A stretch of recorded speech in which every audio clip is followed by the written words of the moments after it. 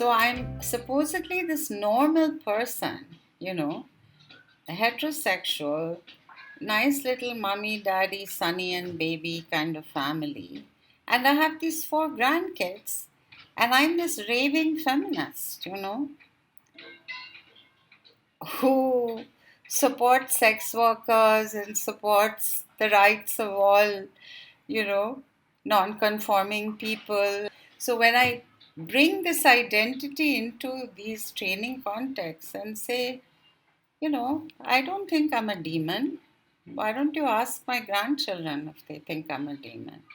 I'm just like I'm this, I'm a grandma. It's very interesting because, this label I've claimed and used, though it's a very heteronormative label and I'm aware of that, but I use it very strategically that I'm a feminist grandmother.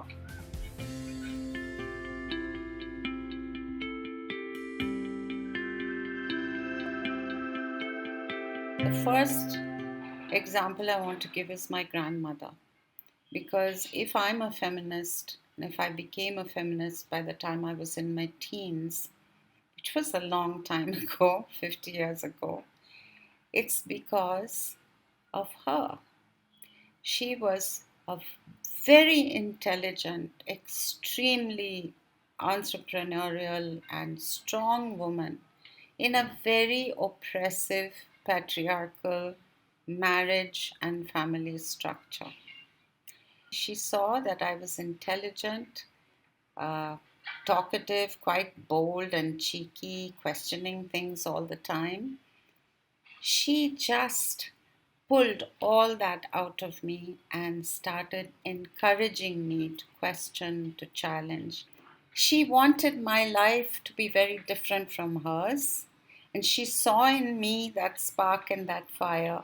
And rather than douse it, which is what a traditional grandmother would have done, don't be cheeky, don't talk too much, don't sit like that, don't speak back to your grandfather. I would question him about certain things, and she would say, "Yes, the child has asked a good question. Why don't you answer it?"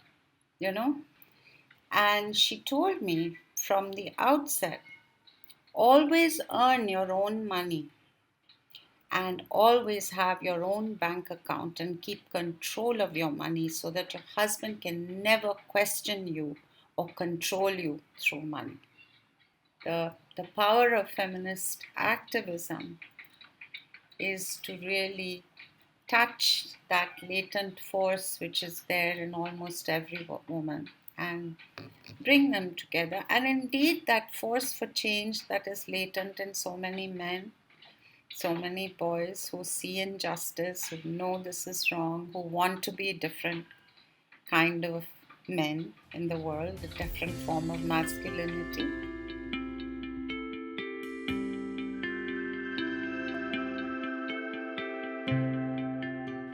What makes feminism transformative in the JAS approach is that it looks at feminism as an ideology and as a social change strategy that has opened the door and really examined how power operates in the most private, hidden, and I would say policed spaces of society.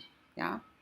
So, because of Jas's emphasis on addressing both hidden and invisible power, this gives its feminist lens, I think, a particularly unique character because it has exposed, for instance, the deep inequalities that exist within households, within families, even within intimate relationships, in the way people are viewed because of their occupations or their sexuality or their gender identities or whatever.